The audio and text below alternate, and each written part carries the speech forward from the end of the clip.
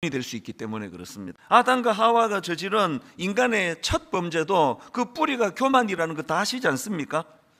사탄이 아담과 하와를 넘어뜨릴 때 어떤 부분을 공략했습니까? 창세기 3장 5절, 너희가 그것을 먹는 날에는 너희 눈이 밝아져 하나님과 같이 되어.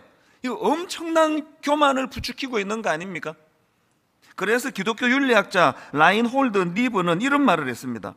첫 인간이 저지른 범죄의 핵심은 교만이고 그 본질은 자기중심성이다. 이 교만과 자기중심성. 최근에 제가 인터넷으로 김학철 교수님이라는 분의 강의를 들었는데요, 그 강의에서 그 재밌는 사례 하나를 제가 들었습니다. 그 어느 책에 나오는 이야기라고 하는데요, 미국에서 조사를 한 겁니다. 한 1000여 명의 그 일반인을 대상으로 이런 질문을 던졌습니다. 모든 사람이 다 아는 그 유명한 사람이 있지 않습니까? 그 유명인들 중에서 당신 생각에 죽어서 천국 갈 것 같은 사람이 있습니까? 있다면 누굽니까? 누가 천국에 갈 것 같습니까? 그런 질문을 던졌더니 마더 테레사 아시죠? 이 마더 테레사가 79%가 나왔습니다. 인도에서 가난하고 병든 사람들을 위해서 참 온 인생을 걸고 헌신했던 그 마더 테레사 같은 분, 그래서 이런 분이 천국 가야죠, 일반인들이 그런 생각을 하는 겁니다. 그 다음 나온 인물이 농구 선수 마이클 조던이었어요. 65% 좀 이상했습니다. 농구 잘하면 천국 가는구나. 또 그 다음에 나온 사람이 영국의 다이애나 왕세자비, 60% 그렇게 응답했습니다. 그런데 여러분, 이 그 조사에서 제일 그 흥미로운 결과가 뭐냐 하니까 무려 87%나 되는 응답을 받은 인물이 있습니다. 온 세상 사람들이 다 존경하는 마더 테레사도 79%밖에 안 나왔는데 무려 87%를 얻은 인물이 있는데 여러분 생각에 누굴 것 같으세요? 놀라운 답이에요. 이 87%를 얻었던 그 인물이 누군가 하니까 정답은 자기 자신. 마더 테레사 훌륭한 거 알고 병든 자 가난한 자에 헌신한 삶 살아서, 아니 이런 분이 천국 안 가면 누가 천국 가 하는 게 79%인데 자기 자신 87%. 이게 뭘 의미하겠습니까? 이게 죄성을 가진 인간의 기본적인 생각이라는 겁니다. 그래서 아까 라인홀드 니브가 했던 말, 첫 인간이 저지른 범죄의 핵심은 교만이고 그 본질은 자기중심성에 있다. 천국 내가 들어가야 의미가 있는 거 아니냐? 이게 인간의 교만, 그 뿌리 자기중심성이라는 겁니다. 이런 점에서 우리는 진짜 늘 이 교만에 대하여 두려워하면서 기도하면서 이것과 싸워야 되는데요, 한때 저는 그 마음으로 계속 이렇게 독백을 한 적이 있었습니다. 우시야 왕이 죽던 해에, 길 가면서도 우시야 왕이 죽던 해에, 우시야 왕이 죽던 해에. 이게 무슨 의미가 있길래 제가 이걸 막 주문 외듯이 그렇게 독백을 했는가 하면은, 제가 언젠가 그 우시야 왕 설명을 한번 드린 적이 있지 않습니까? 이 우시야 왕은 16세라는 어린 나이에 왕으로 등극을 해서 무려 52년 동안 나라를 다스린 왕인데요, 나라 엄청 잘 다스린 왕입니다. 정치를 얼마나 잘하고 나라를 얼마나 잘 다스렸는지 이제 영토가 점점 확장이 되고, 그래 어떤 사람들은 이 우시야 왕이야말로 제2의 다윗 왕이다, 그럴 정도로 평판이 좋았던 인물이에요. 여러분 그거 아시죠?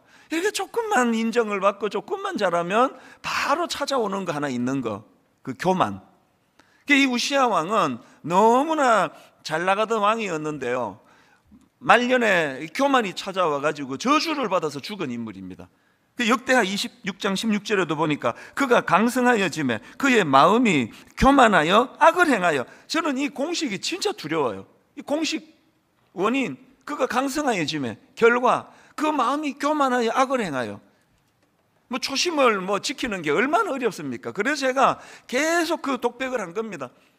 교회가 이제 어느 2, 3년쯤 지나면서 막 성도들이 확 이렇게 몰려드는 그런 시기가 있었는데, 그때는 저를 아끼는 분들이 막 찾아와서 저에게 조언을 했습니다.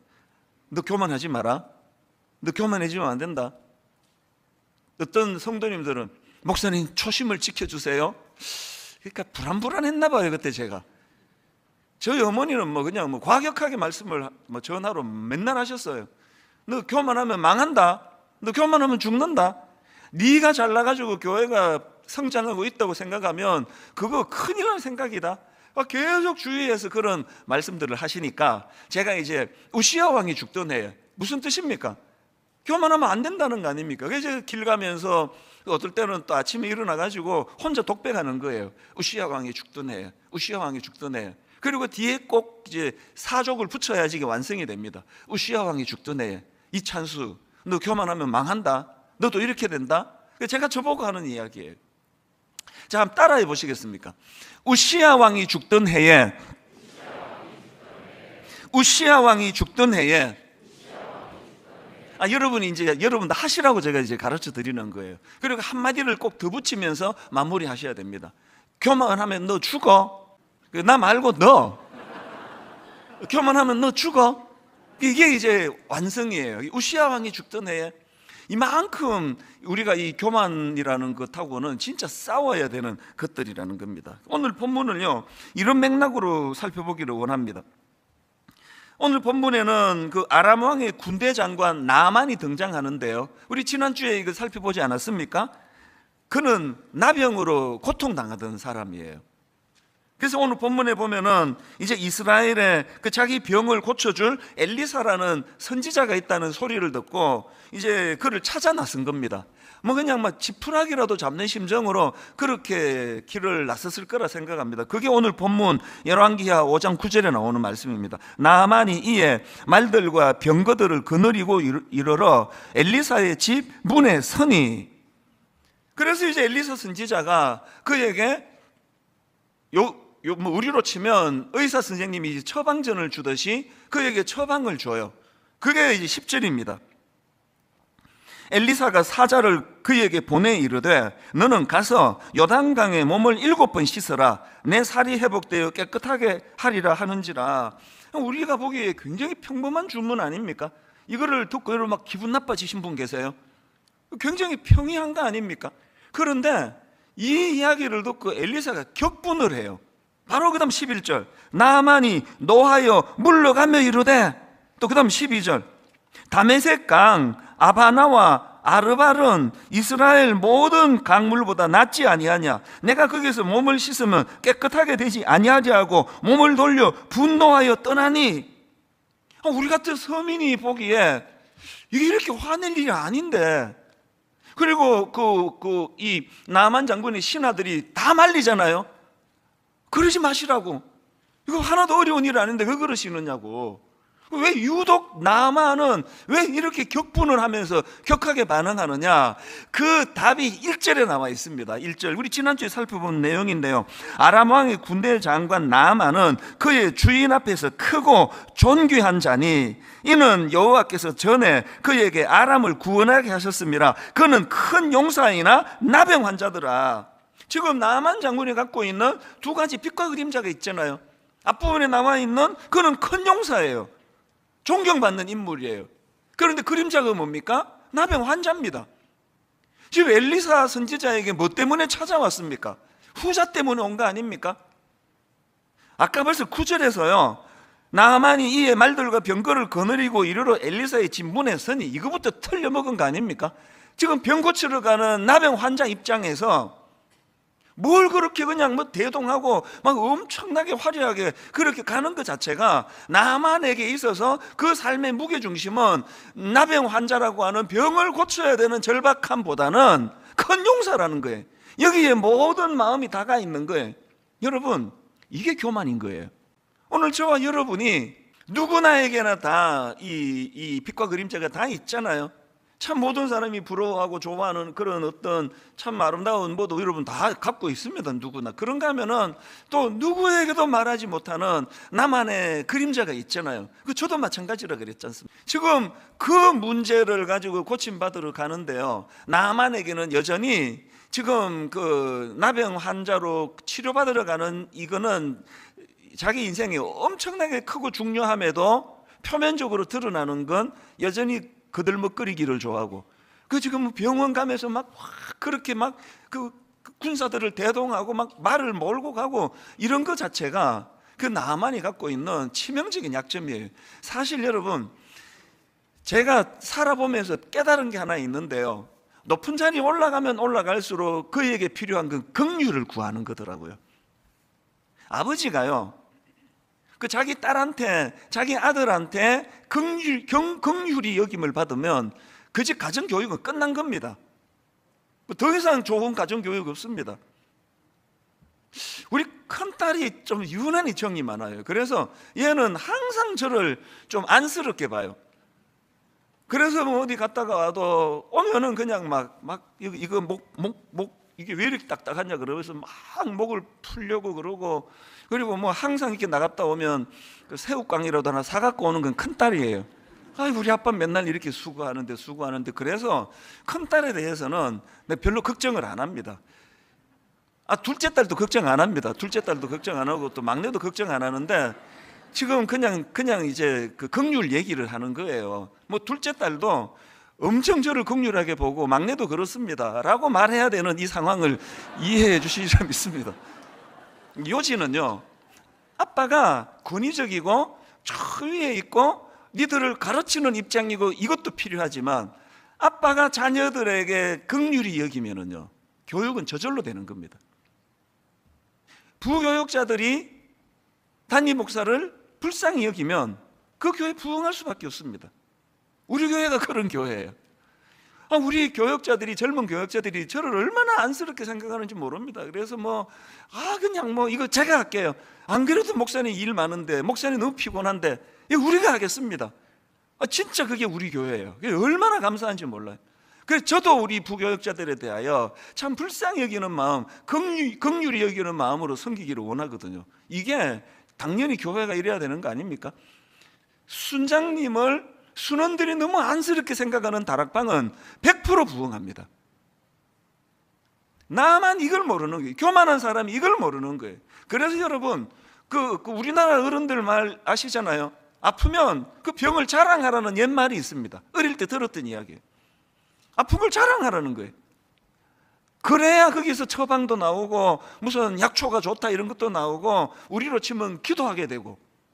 이 교만한 사람이 놓치는 너무나 중요한 인생의 소중한 거, 여기서 다 나오는 거거든요. 나만이 지금 그러고 있는 거 아닙니까? 그래서 나만의 교만이요, 그 인생을 완전히 망가뜨릴 뻔했잖아요. 그렇게 하고 그냥 가버렸으면 어떻게 되느냐고요.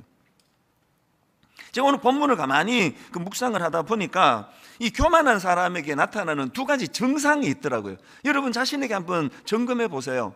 첫 번째, 교만한 사람에게 나타나는 증상이 이 생각의 경직입니다. 11절을 보십시오. 나아만이 노하여 물러가며 이르되 내 생각에는, 그 생각 한번 들어보세요. 그가 내게로 와서 서서 그의 하나님 여호와의 이름을 부르고 그의 손을 그 부위 위에 흔들어 나병을 고칠까 하였도다. 이 경직이 느껴지세요? 아니 지금 병 고치러 온 환자 입장에서 이런 태도면 어떡합니까? 자기가 원하는 그 방식대로만 안 하면 안 된다 그럴 때 어떻게 병 고쳐줄 수 있느냐고요. 이 생각의 경직이에요. 이게 왜 위험한지 아십니까? 여러분 동맥경화, 이제 연세가 조금만 드시면은 병원에서 자주 경고하는 게 동맥경화 아닙니까? 그래서 제가 동맥경화 할 때 경화를 사전을 찾아봤더니 이렇게 설명합니다. 물건이나 몸의 조직 따위가 단단하게 굳어짐. 그래서 동맥경화는요, 동맥의 벽이 두꺼워지고 굳어져서 탄력을 잃는 질환이라고 그렇게 설명하는 글을 봤습니다. 젊을 때 동맥경화 잘 안 걸리거든요. 요즘은 또 자꾸 비만해져서 청년들도 조심해야 된다는데, 연세가 드시나 나이가 어리나 벌써 비만해지고 그러면서 이제 동맥이 이게 딱딱해지고 굳어지면 문제가 생긴다 하면, 여러분 우리 생각의 경화, 이 생각이 딱딱하게 굳어지고 이게 나와 있잖아요. 물건이나 몸의 조직 따위가 단단하게 굳어짐이라면 우리 생각이 굳어지는 게 얼마나 위험한지 아십니까? 우리가 자꾸 나이가 들어가면서 생각의 경화가 오는 걸 저도 느껴요. 제 자신이 그걸 느껴요. 더 유연할 수 있는데, 그래서 이게 자꾸 극단적인 생각으로 가다가 보니까 이게 문제가 생기는 거예요. 이게 다 교만에서 출발하는 거예요. 그 다음 두 번째로 교만한 사람에게서 나타나는 증상이 하나 더 있는데, 화를 잘 내요. 분노. 지금 엘리사 선지자의 처방을 받은 나아만 장군의 첫 반응이 그거 분노 아닙니까? 11절입니다. 나아만이 노하여 물러가며 이르되, 암만 생각해도 만약에 그 엘리사 선지자가 너 같은 거 못 고쳐줘, 넌 자격 없어, 가, 이러면 화를 내야 되지만 정성을 다해서 지금 나름대로 지금 처방을 내리고 있는데 이거 이렇게까지 화날 일이 있냐고요. 교만하니까 생각이 경직되고, 생각이 경직되면 상대방에 대해 자꾸 화가 나는 거예요. 제가 그 특이한 제목의 책을 한 권 알고 있는데요, 책 제목이 이렇습니다. 개소리에 대하여. 제목 보고 가벼운 책이라고 오해하시면 안 됩니다. 이 책은요, 그 보통 사람들이 권하지 않아요. 굉장히 어려운 책이에요. 그리고 세계적으로 알려진 미국 프린스턴 대학교 철학과 명예 교수가 쓴 책입니다. 제목이 되게 좀 우스꽝스럽잖아요. 이 사람이 이렇게 그 쓸데없는 소리 할 때 개소리 하지 마라. 이 책 제목이 개소리에 대하여. 제가 이제 우리나라 김경일 교수라는 분이 풀어 쓴 짧은 강의를 제가 들었는데요, 그 강의에서 설명하기를 이 책 저자가 말하는 최악의 개소리를 우리나라식으로 설명하면 어딜 감히, 이거라는 거예요. 어딜 감히. 그 강의 내용을 한번 들어보십시오. 어딜 감히라고 자주 이야기하는 사람은 왜곡된 나르시시즘을 가지고 있는 사람입니다. 이런 나르시시즘은 실제로 나는 너보다 잘났어, 혹은 나는 너와 본질이 다르게 태어났어, 이런 생각으로부터 시작됩니다. 개소리 하는 게 어디서 나온다고요? 교만에서 나오는 거예요. 그래서 튀어나오면 뭐 어딜 감히 나한테. 요즘은 그 소리 잘 안 듣는데 옛날에는 싸우다가 이런 얘기 많이 들었습니다. 너 내가 누군지 알아? 알면 싸우겠습니까? 제가 그 30대 중반에 의경한테 티켓을 한번 받으면서 그때 생각하면 이게 지금 한 20년 가까이 지난 적인데 얼굴이 화끈거려요. 막 이제 나는 그 교통위반 안 했다, 거기는 티켓 끊겼다 그러다가 내가 이런 말이 툭 튀어나와. 너 몇 살이야? 내 부끄러워 죽겠어요 이거. 지금 이게 누가 옳으냐를 따지는데 나이 이야기가 왜 나오느냐고요. 이게 개소리예요. 이게 어딜 감히. 이게 교만에서 나오는 거 아닙니까? 이게 고민이 그거예요. 이게 자꾸 나이 들수록 우리나라에서 주로 많은 이 병 아시죠? 섭섭병.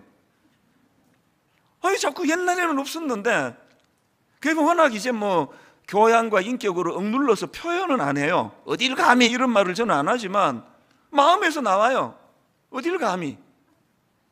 너 몇 살이야? 이게 참 고민입니다. 그래서 여러분, 우리가요 계속 이게 나이가 들수록 동맥 경화가 오듯이 생각의 경화가 오기 쉽다는 걸 기억하고 진짜 노력을 해야 됩니다. 그래서 제가 저를 경고할 때마다 이제 아까 같이 우시아 왕이 죽던 애 이런 것도 있는데 최근에 노래로 제가 저를 만들었습니다. 자꾸 섭섭해지니까. 그래서 제가 굉장히 짧은 노래예요. 바램은 죄가 될 테니까. 그게 다예요. 사실 이게 작사가가 이런 뜻으로 한 게 아닌데 저는 그걸 따가지고 모든 바라는 것은 다 죄다, 기대하지 말자, 바라지 말자, 굉장히 제가 애를 씁니다. 저는요 꿈이 있는 거 다 아시잖아요. 저는 곱게 늙기를 원해요. 저는 아름답게 늙기를 원합니다. 저는 추해지고 싶지 않아요. 그게 제일 걱정이에요. 자꾸 추해질까 봐. 그래서 제가 지금도 다짐해요. 우리 집 애들은 다 이제 20대 초반부터 중반까지밖에 없는데 벌써부터 계속 마음으로 애들을 볼 때마다 속으로 노래합니다. 바램은 죄가 될 테니까. 얘들한테 절대로 안 바란다, 없는 걸로 치겠다, 내 의무만 하겠다. 왜 계속 다짐을 합니까? 기대하면 다 상처예요. 이 나이 들수록 이게 섭섭병이 많아지는데 바램은 죄가 될 테니까 이런 노래 100번 불러도 소용없고요. 뿌리로 가야 돼요. 교만을 제거해야 됩니다. 교만을. 내 마음 안에 꿈틀꿈틀거리는 이 교만이, 그게 아까 그 개소리. 너 나 누군지 알아? 어딜 감히. 이게 유명한 스탠포드 대학 프린스턴 대학 철학과 교수가 만든 책입니다. 개소리라고. 오늘 저와 여러분이 하나님 앞에서 이 나만의 모습에서 우리의 모습을 찾아내고 이거 문제를 가지고 하나님께 나가야 된다는 겁니다. 이렇게 나만이 이런 정상들을 가지고 이제 하나님 앞으로 나아갔는데 참 나만이 부러워요. 겉으로 드러나는 나병만 고친 것이 아니고요, 그 근원적인 문제를 하나님이 고쳐주셔서 완전히 전인격적인 변화가 일어나는 게 오늘 본문의 나만입니다. 그래서 제가 부러운 마음으로 본문을 묵상을 하다가 오늘 우리 모두가 다 오늘 본문에서 우리가 하나님의 일하심을 방해만 하지 않으면 하나님의 일하심에 나타나는 두 가지 굉장히 중요한 요소, 이걸 좀 나누고 싶습니다. 여러분, 하나님의 일하심 첫 번째가요, 맞춤 처방이에요. 이걸 본문에서 제가 발견하고 굉장히 제가 감동했습니다. 이게 무슨 소리냐? 자, 10절을 한번 보십시오. 엘리사가 사자를 그에게 보내 이르되 너는 가서 요단강에 몸을 7번 씻어라, 이런 주문을 하거든요. 성경에요, 이 나병을 고치는 건수가 여러 건 나오잖아요. 구약에도 있고 신약에도 있는데 여러분 한번 뒤져보세요. 나병을 고쳐주시면서 요단강에 가서 7번 씻으라는 주문은 이게 전무후무예요. 유일합니다. 그래 내가 맞춤이라고 이야기하는 거예요.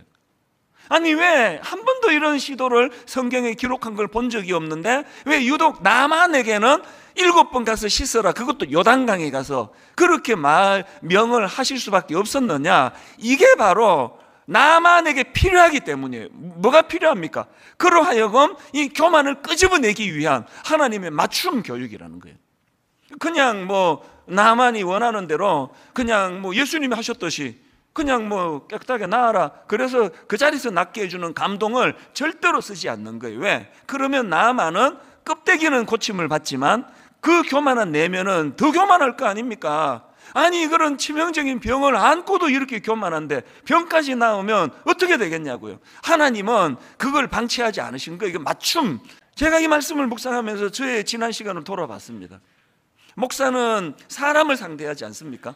그래서 사람을 통해서 많은 교정과 치료를 허락해 주셨는데요, 우리 부목사님들은 뭐 정말 저는 제게 은인이라 생각할 너무너무 훌륭한 또 저랑 호흡이 잘 맞는 분들이 오셨는데 한 20년 동안 참 뭐 그분이 나빠서가 아니에요. 제 마음이 아팠던 적이 몇 번 있습니다.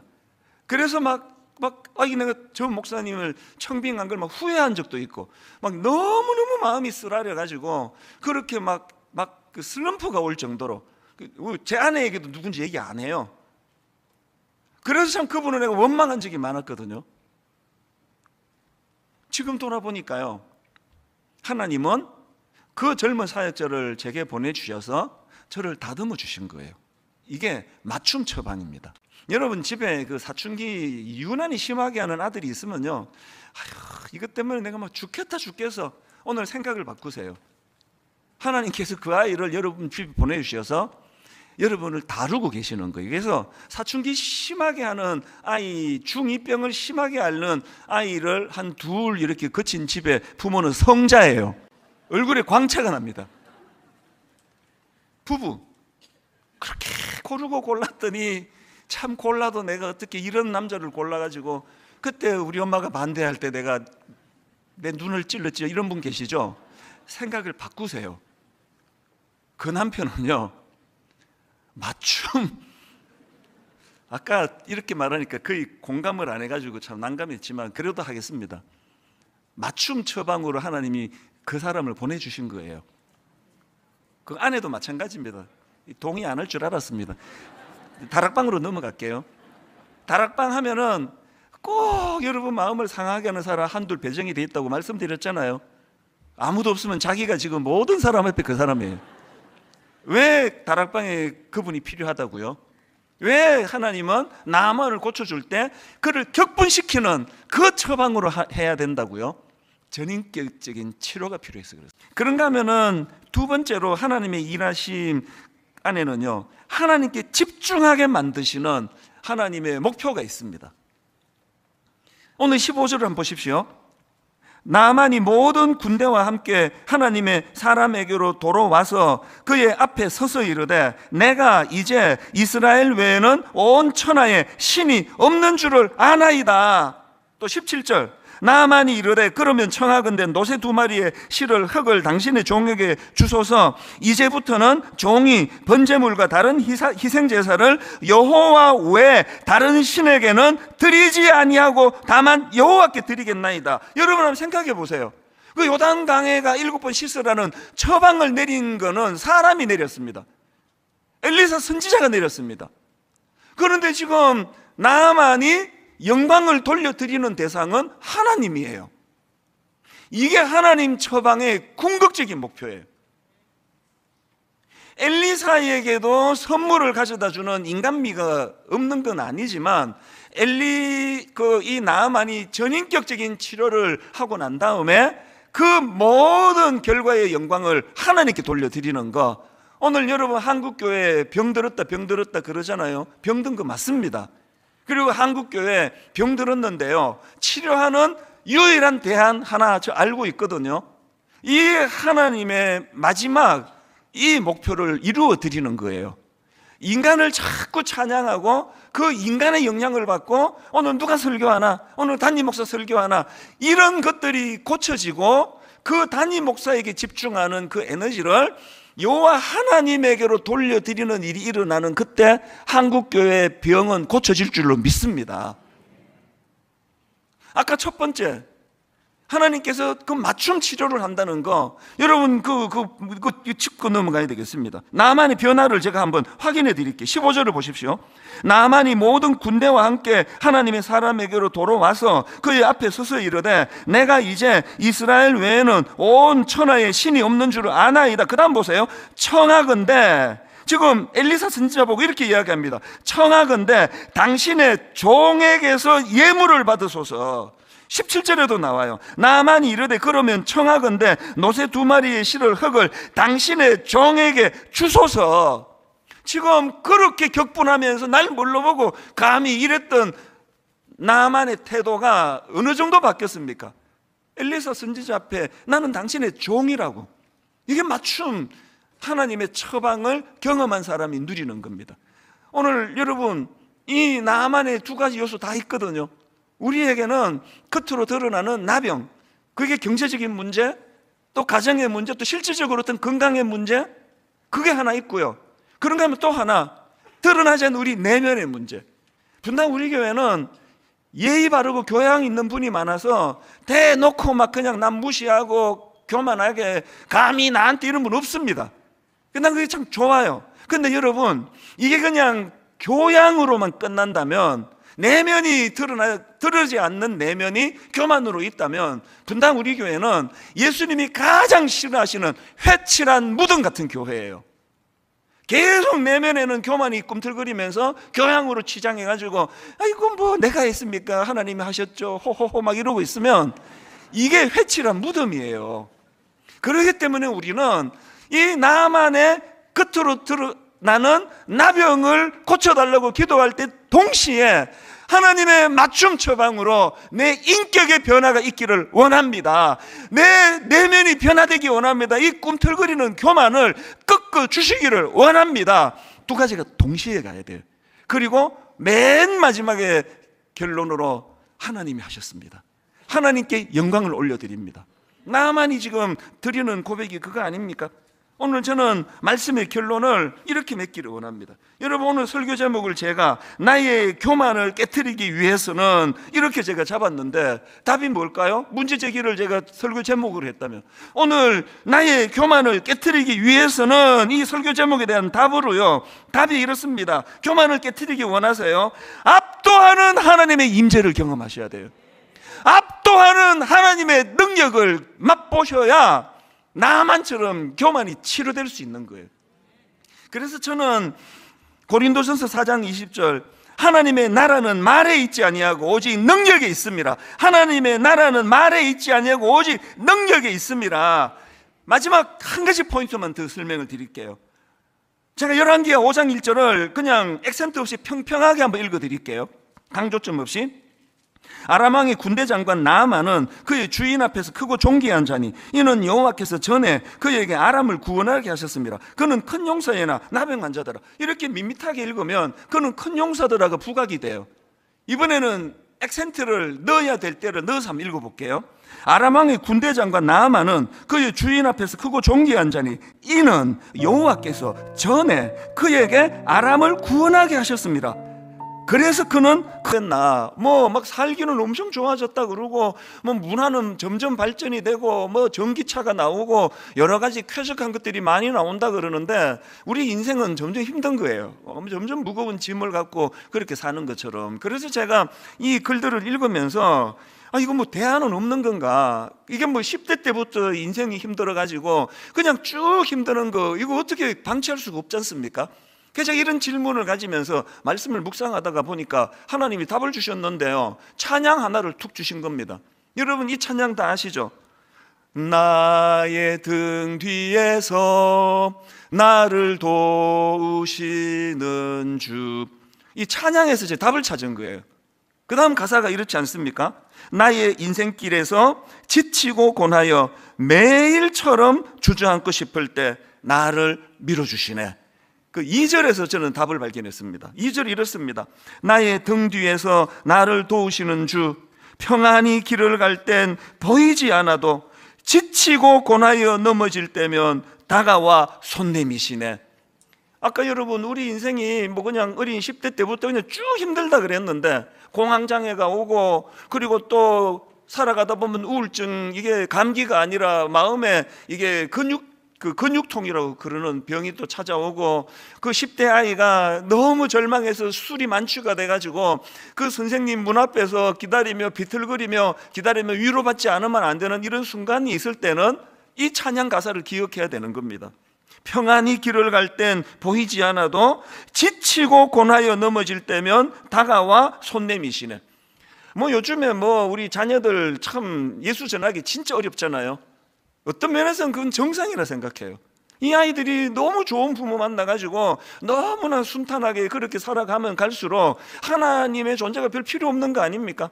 그러나 우리가 마음으로 그 자녀들에게 끊임없이 예수 그리스도를 전해야 되는 이유는요, 언젠가 이 아이들에게 지치고 고나여 넘어질 때가 오거든요. 지치고 고나여 넘어질 때면 바로 그 순간에 하나님께서 얼마나 그에게 손을 내밀어 일으켜 주시는가, 이거를 이제 경험할 때가 되기 때문입니다. 바로 어젠데요, 제가 어떤 성도님과 통화를 하는데 이분이 이제 우리나라 좀 중요한 공무직을 수행하고 있었는데 이제 참 그 중년의 연세가 되셨을 때 굉장히 어려운 일이 있었는 것 같아요. 그래서 이제 너무 힘들고 지치고 그랬을 때 분당 우리 교회에서 하나님의 말씀으로 자기를 살려주셨다, 자기를 회복해 주셨다, 그런 이야기들을 바로 어제 나누었던 기억이 있거든요. 오늘 저와 여러분은요, 빠르게 오면 어린 중고등학교 때부터 시작해가지고 그냥 쭉 힘든 거예요. 내리 그냥 쭉 힘듭니다. 그 쭉 힘든 가운데 어떻게 하면 우리가 이 위기를 이길 수 있나 했을 때 이 찬양 가사 그대로입니다. 평안히 길을 갈 땐 보이지 않아도 지치고 고나여 쓰러질 때, 넘어질 때 다가와 손 내미시네. 이 하나님을 여러분 살아가다가 지칠 때, 힘들 때 그 하나님의 손길을 경험하면서 신앙생활하는 그런 저와 여러분 되시기를 바랍니다. 제가 오늘 이 본문 말씀을 살펴보기로 결심한 건 바로 오늘 본문이 바로 그 상황을 너무나 잘 드러내고 있기 때문입니다. 우리가 잘 아는 야곱이 지금 인생 최대의 지금 위기를 만난 거거든요. 여러분 야곱 다 아시잖아요. 장괴, 그 사람 하면 딱 장괴가 떠올라요. 그리고 얼마나 탐욕적이고 모태 신앙인인데요. 할아버지가 아브라함 아닙니까? 아버지가 야곱 이삭 아닙니까? 근데도 믿음이 하나도 들어가지 않은 게 이게 바로 오늘 본문의 야곱이에요. 그리고 하나님 의지하지 않으니까 자기 술수, 자기 계획, 자기 장괴, 그리고 뭐를 하나 쟁취하고 싶으면 그게 이게 형을 속이고 아버지를 속이고 그래서라도 빼앗고야 마는 그런 악한 태도를 가지고 있던 사람이 야곱 아닙니까? 오늘 보면 바로 직전에서 자기 형 에서가 받을 장자의 축복군이 탐이 나가지고 그렇게 아버지를 속이고 형을 속이고 그것을 탈취하려고 하다가 이게 덧나버린 거예요. 부작용이 생긴 겁니다. 형이 격분하고 이러다가는 이게 살인이 나겠다 할 정도로 너무나 그 형이 격분하는 이 상황을 방치할 수가 없어서 이제 야반 도주하듯이 이제 집을 떠나 도망을 가는 거거든요. 바로 그 상황을 묘사하고 있는, 그리고 있는 오늘 본문 창세기 28장 10절 11절입니다. 야곱이 브엘세바에서 떠나 하란으로 향하여 가더니 한 곳에 이르러는 해가 진지라. 거기서 유숙하려고 그곳에 한 돌을 가져다가 베개로 삼고 거기 누워 자더니, 어떤 상황인지 아시겠죠? 여러분, 이 야곱은요 또 마마보이로 알려져 있습니다. 엄마 치마 폭에 쌓여있던 사람이에요. 아버지가 또 그게 마음에 안 든 거 아닙니까? 그러니까 이 마마보이 같이 늘 엄마 주변을 맴돌던 이 야곱 입장에서 갑자기 그것도 우발적인 어떤 일 때문에 집을 도망치듯 뛰쳐나와가지고 광야로 들어가 있는 이 상황 자체가요, 그 상황 자체가 지금 이게 절망입니다. 여기 그 마마보이들 있으시죠? 어떤 상황인지 뭐 다 아실 겁니다.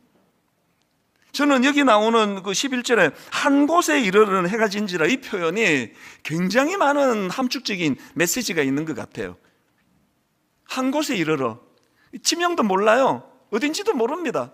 그리고 해가 뉘어뉘어 지네요. 다 겪어보셔서 아시죠? 뭐 혼자 뭐 어떤 낯선 길을 가도 낮에는 괜찮아요. 해가 뉘어뉘어 지고, 저는 미국 생활할 때 초기에 너무 힘들고 어려울 때 잊혀지지 않은 순간이, 그게 그 오후 5시, 6시, 7시, 이 겨울철에는 또 시카고는 밤이 좀 빨리 와요. 한 4시 반 넘어가면 어둑어둑해지던 그 순간이 상상하기 어려운 마음의 스산함을 가져왔던 기억이 있거든요. 이게 지금 그 상황입니다. 그렇게 돌을 베개하고 누워 있다 보니까 뭐 하염없이 눈물이 흘렀겠죠. 그리고 자기가 한 짓에 대해서 얼마나 후회했겠냐고요. 내가 왜 그런 짓을 했을까? 야곱이요, 현실적으로 지금 비참한 상황도 그게 마음을 힘들게 하지만, 야곱이 진짜 어려웠을 거 제가 상상해 보니까요, 미래에 대한, 장래에 대한 불투명성, 두려움이에요. 왜 삼촌이 나 안 받아주면 어떡하는 거야? 이렇게 내 인생은 끝나는 건가? 그런데 오늘 본문에서 이 절망적인 상황에서 대반전을 경험하는 게 야곱인데요, 뭐 그야말로 아까 제가 불러드렸던 그 찬양 가사 그대로입니다. 야곱에게 어떤 일이 일어났다고요? 엄마 치마폭에 쌓여가지고 평안히 살아갈 땐 보이지 않던, 그런데 지금 지치고 고나여 넘어져 있는 이 상황에서 하나님께서 다가와 손을 내밀어 주신 거거든요. 다가와 손 내미시네. 바로 그 내용이 본문 12절입니다. 꿈에 본즉 사닥다리가 땅 위에 서 있는데 그 꼭대기가 하늘에 닿았고, 또 본즉 하나님의 사자들이 그 위에서 오르락내리락 하고, 지금 하나님이 절망한 야곱에게 다가가시면서 사용한 도구가 이 사다리예요. 여러분, 사다리라는 도구의 특성은 뭡니까? 사다리는요, 이쪽 지점과 저쪽 지점이 이어지지 않고 단절될 때 쓰는 거 아닙니까? 내 힘으로는 연결할 수 없을 때 그 단절을 이어주는 게 사다리 아닙니까? 지금 야곱의 상황 자체가 단절이에요. 치마폭에 쌓여있던 어머니와 단절, 형제와 단절, 아버지와 단절, 너무나 정든 집과의 단절, 그리고 인간적인 술수에 빠져 하나님 믿는다 하지만 사실은 야곱의 삶은 하나님과의 단절이에요. 그 단절을 이어주는 도구를 그 묘사하는 걸 보니까 그 사다리의 이쪽 끝은 땅에 닿았고 저쪽 끝은 하늘에 닿았다고 이야기하면 상징이죠. 그리고 거기에 하나님이 계시는 거예요. 그리고 그 하나님이 그 단절의 상태를 종식시키는 도구로 사다리라는 이미지를 사용하시고는, 그리고는 이제 하나님이 이런 말씀을 주십니다. 13절 14절. 또 본즉 하나님 여호와께서 그 위에 서서 이르시되 나는 여호와니 너는 조부 아브라함의 하나님이요 이삭의 하나님이요 내가 누워있는 땅을 내가 너와 내 자손에게 주리니 내 자손이 땅에 티끌같이 되어 내가 서쪽과 동쪽과 북쪽과 남쪽으로 퍼져나갈지며 땅의 모든 족속이 너와 내 자손으로 말미암아 복을 받으리라. 이 말씀은요, 오늘 듣는 여러분도 익숙하고요, 본인 야곱도 익숙합니다. 어디서 들어보셨죠? 야곱 입장에서는 이 말씀은요, 하나님께서 할아버지 아브라함에게 수없이 주셨던 말씀 아닙니까? 아버지 이삭에게 주셨던 말씀이거든요. 어릴 때부터 야곱이 할아버지에게부터 계속 듣던 하나님의 말씀이 아니겠습니까? 여기 모태신앙이고요, 믿음 있는 그 집안의 자녀들이라 할지라도요, 그 할아버지 할머니가, 그 부모가 끊임없이 자기가 만난 하나님을 설명해도 평안히 길을 갈 땐 보이지 않아도 귀도 닫혀요. 안 들어요. 맨날 저 소리 한다 그래요. 야곱이 그거 아닙니까? 늘 듣던 이야기예요. 익숙한 말씀이에요. 그 밤에 하나님께서 야곱에게 주셨던 이 말씀이 뭘 의미합니까? 아까 사다리가 단절을 종식시키는 도구라 그랬잖아요. 지금 하나님 이 말씀은요, 야곱이 자기가 잘못한 짓으로 말미암아 단절된 그 상황에서 하나님의 메시지는 이거예요. 이거 단절 아니다. 네가 잘못해가지고 네가 뭐 어떤 짓을 해가지고 지금 단절된 듯 같은 상황이지만 오늘도 네 할아버지에게 네 아버지에게 던져주셨던 하나님의 말씀은 단절되지 않고 유효하다, 이 말씀을 주는 거예요. 우리 인생이 고비를 만나고 절망을 경험할 때는 항상 단절입니다. 그 단절의 상황 가운데서도 하나님의 약속은 유효한 거, 이게 우리가 회복하는 데 있어서 필요한 첫 번째 단추 아닙니까? 그리고는 하나님께서 이제 주시겠다고 약속하셨던 축복의 말씀들을 구체적으로 열거해 주시는데요, 그게 15절입니다. 내가 너와 함께 있어 내가 어디로 가든지 너를 지키며 너를 이끌어 이 땅으로 돌아오게 할지라 내가 내게 허락한 것을 다 이루기까지 너를 떠나지 아니하리라 하신지라. 저는요, 이 15절 말씀이 너무 감동이 돼요. 한 부분이 감동이 되는데요, 추상적이질 않아요. 그리고 애매모호하지를 않아요. 너무나 선명해요. 직선적인 말씀을 주십니다. 여러분, 액센트를 좀 주어가면서 제가 이 부분을 분석해 드릴게요. 하나님의 약속이요, 한 4가지인데 3가지로 정리할 수 있습니다. 첫 번째 약속이 뭐냐? 하나님 이렇게 말씀하세요. 15절 다시 보십시오. 내가 너와 함께 있어. 지금 이게 얼마나 선명한 하나님의 축복의 메시지입니까? 지금 광야에 홀로 던져진 상태 아닙니까? 야곱이 고립되고 단절된 상태 아닙니까? 치마폭에 쌓여있던 야곱이 지금 엄마가 부재한 상황이에요. 그래서 지금 격리불안을 느끼고 있을지 모르겠습니다. 그 상황에 주신 하나님의 말씀이 내가 너와 함께 있겠다. 모든 것들로부터 지금 다 고립이 되고 단절이 된 그 상황에도 여전히 나는 너와 함께 하고 있다. 이게 너무나 실제적인 말씀 아닙니까? 그 다음에 두 번째 액센트를 가보십시오. 무슨 약속을 주십니까? 내가 너와 함께 있어. 그 다음에 내가 어디로 가든지 너를 지키며. 이것도 너무나 구체적인 거 아닙니까? 지금 광야에 내던져진 야곱이에요. 아까 말씀드렸잖아요. 지금 밤이 됐는데 여기가 어딘지도 몰라요. 어느 곳에 지금 자기가 머물러 있는 상황인데, 그 상황에서 하나님께서 사나운 들짐승이 우르대고 있는 그 상황에 야곱이 자기를 보호할 수 있는 도구가 아무것도 없습니다. 돌을 베개하고 누워있는 그 상황에서 하나님의 너무나 구체적인 약속의 말씀이 내가 너를 지키겠다는 거예요. 내가 너를 지켜주겠다.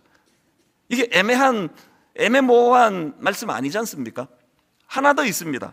액센트를 이제 그 다음으로 한번 옮겨 보십시오. 15절 다시 보십시오. 내가 너와 함께 있어 내가 어디로 가든지 너를 지키며 그 다음에 너를 이끌어 이 땅으로 돌아오게 할지라. 그 밤에 절망한 야곱에게 이거보다 더 희망의 메시지가 있겠습니까? 자기 이제 끝났다 생각했는데, 내 실수로 이제 내 꿈은 다 사라졌다 생각했는데, 이제 난 집으로 못 돌아간다 생각했는데 하나님께서 너 집으로 다시 돌아오게 해주겠다. 이게 야곱의 그 절망적인 상황 속에 내내 얼마나 이 말씀이 희망이 됐겠냐고요. 저는 이 말씀을 묵상하면서 제 설교에 대하여 한 번도 제가 하나님께 다짐하면서 제가 약속을 드렸습니다.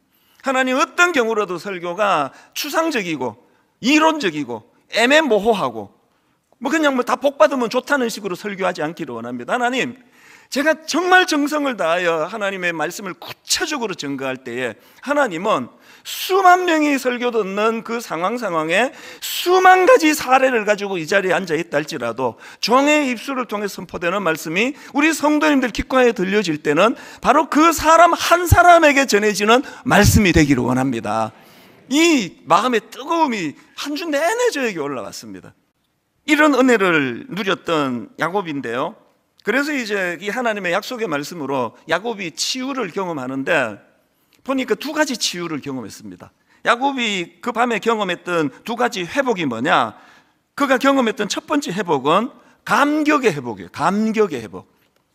낙심하고 절망에 있으면은 깔아앉고 우울하고 그러면 이게 감정적으로 감격이 좀 어렵잖아요. 그래서 막 우울한 사람은 절대 웃겨도 안 웃어요. 이유야를 막론하고 안 웃어요. 근데 365일 웃겨도 안 웃는 분은 왜 그런지 모르겠습니다. 하여튼 지금 뭐 야곱은 깔아앉아 있는 상황인데요, 그에게 감격이 회복이 됐습니다. 그게 16절입니다. 야곱이 잠이 깨어 이르되 여호와께서 과연 여기 계시거늘 내가 알지 못하였도다. 막 감격이 느껴지잖아요. 저는 이 말씀을 읽는데 자꾸 이렇게 의역에서 들려지는 거예요. 야곱이 잠이 깨어 이르되 여호와께서 과연 여기 계시거늘 내가 알지 못하였도다. 이게 이렇게 들리는 겁니다. 야곱이 이렇게 말합니다. 아, 살 길이 있었네. 나 망하는 줄 알았더니 이게 끝이 아니네. 야곱 안에서 이 말씀이 그거 아닙니까? 여호와께서 과연 여기 계시거늘 내가 알지 못하였도다. 앞도 맡기고 옆도 맡기고 뒤도 맡기는 이 상황에 이게 나는 절망이라고 생각했는데 마음이 너무 우울하고 깔아앉았는데 이 끝이 아니네. 회복시켜 주신다 그러시네. 여러분, 신앙생활은 절망적인 상황 가운데 감격을 회복하는 거예요. 이쪽은 너무 우울하고 힘든데 저는 믿는 성도님들 장례식을 치를 때 여러 번 이거를 경험했습니다. 너무너무 절망적인 그 상황에 그래서 뭐 감히 막 어떤 말로도 위로해 드릴 수가 없어서 옆에도 못 갈 때가 있어요. 눈도 못 맞출 때가 있는데 여러 번 제가 경험했습니다. 제 마음을 아시는 거죠. 목사님, 저 너무 염려 안 하셔도 됩니다. 너무 슬프고 힘들고 어려운 그 사실인데요, 이상한 노래를 주십니다. 하나님께서 이상한, 배우지도 못한, 듣지도 못한 그런 신비로운 기쁨의 노래를 주신다고. 그래서 한편으로는 너무 절망적인데 한편으로는 바닥으로 완전히 깔아앉지 않도록 인도해 주시는 하나님을 경험한다고. 케이스마다 조금씩 다르지만 큰 줄거리로는 이런 신비로운, 그래서 그런 장례식은 참여하고 돌아왔을 때면 항상 제 마음에 복음으로 기쁨이 충만해져요. 오늘도 복음이 추상적이지 않고 막연하지 않고 너무 구체적으로 너무 그 사람의 상황에 맞게 일하시는 하나님의 역사하심을 저는 장례식 가운데 여러 번 목격을 했거든요. 여러분 삶 가운데 절망이 와요. 우울할 때 있습니다. 저도 그렇습니다. 그러나 우울하되 완전히 우울하지 않은 거예요. 절망하되 절망으로 그냥 곤두박질 치지는 않도록 해주시는 것, 이게 복음의 능력인 줄 믿으시기를 바랍니다. 야곱이 이렇게 감격이 회복이 되고 났더니요, 그 감격이 가져다 주는 에너지가 있는 거 아십니까? 어떤 에너지를 지금 야곱이 회복이 되고 있느냐? 보면 18절입니다. 야곱이 아침에 일찍 일어나 베개로 삼았던 돌을 가져다가 기둥으로 세우고 그 위에 기름을 붓고, 여기 지금 아침에 일찍 일어나. 저는 이 말씀의 의미를 너무 잘 알아요. 제가 이민 처음 가가지고 우울하고 막 사실 초기 우울증 같은 거였다고 생각하거든요. 낙심이 되고 절망할 때는요, 아침에 못 일어났습니다. 눈은 떠졌는데요, 잠은 깨졌는데 침대에서 나가기 싫더라고요. 한나절을 그냥 있는 거예요. 일도 없고요. 계속 뭐 취직했다가 알바 자리 취직했다 쫓겨나고 그러니까 뭐 더 이상 뭐 갈 데도 없고 할 일도 없고, 일이 있다 하더라도 의욕이 안 생기니까 아침에 못 일어나겠더라고요. 여기 지금 야곱이 아침에 일찍 일어나. 뭘 의미하는 거예요? 의욕이 회복이 된 거예요. 빈 광야예요. 아무것도 없습니다. 뭔 할 일이 있겠냐고요. 그리고는 일찍 일어나 그가 한 게 뭐냐? 베개로 삼았던 돌을 가져다가 기둥으로 세우고 그 위에 기름을 붓고,